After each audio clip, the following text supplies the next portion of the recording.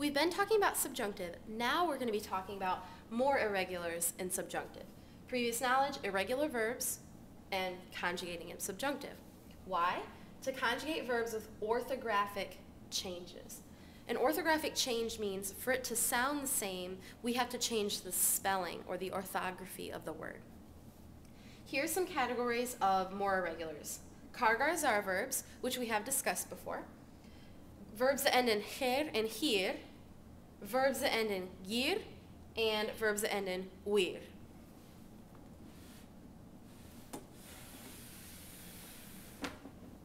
All right, here are kargars are verbs in subjunctive. Kar goes to ke, gar to ge, zar to se. Same as in preterite. They're also irregulars in preterite.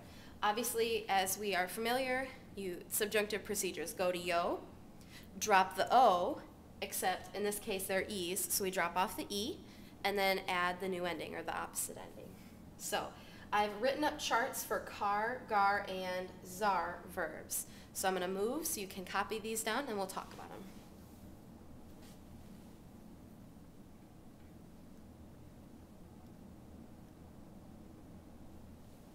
So as you can see, again, kar, the C goes to a QU in all the forms.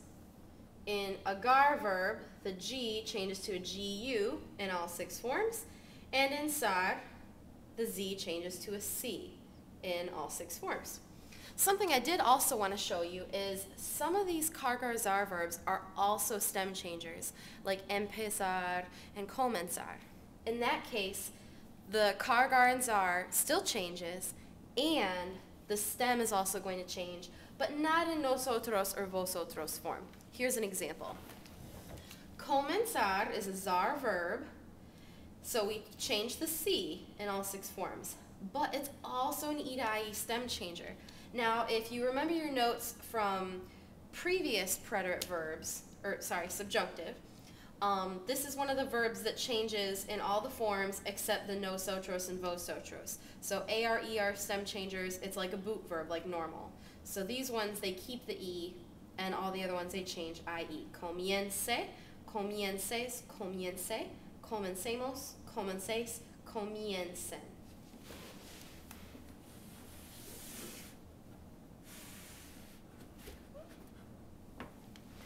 All right, now here are verbs that end in her or hir. The G will change to a J to keep the sound the same. Because if we kept it as a G, all these are going to end in A, so it would be escolga, escolgas. We still want it to sound h, so we change the G to a J. So G changes to J in all 6 forms. Here's some other examples of her verbs.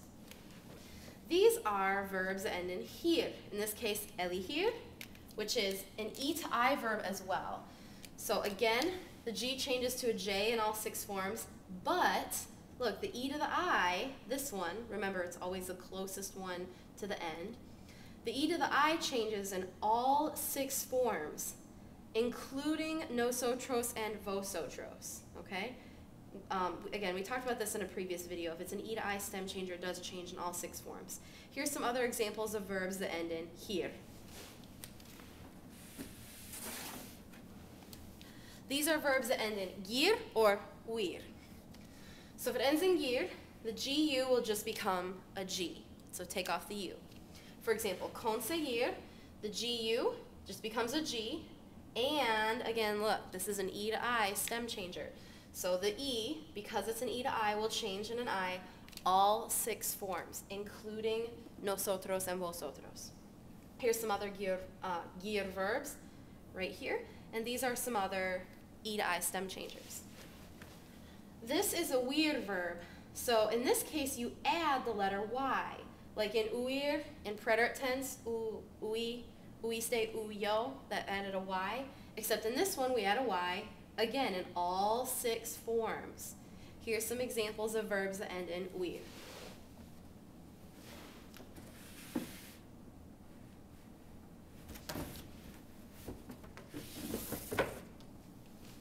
All right, this is some practice for you, and this is going to take a little bit of time, okay? I want you to make a verb chart, which means you write the verb, what it means to be, to study, whatever, and then the 6 forms, okay? I want you to make one for each a verb in each category listed here, but not from the examples that I already gave you on the previous slides, okay?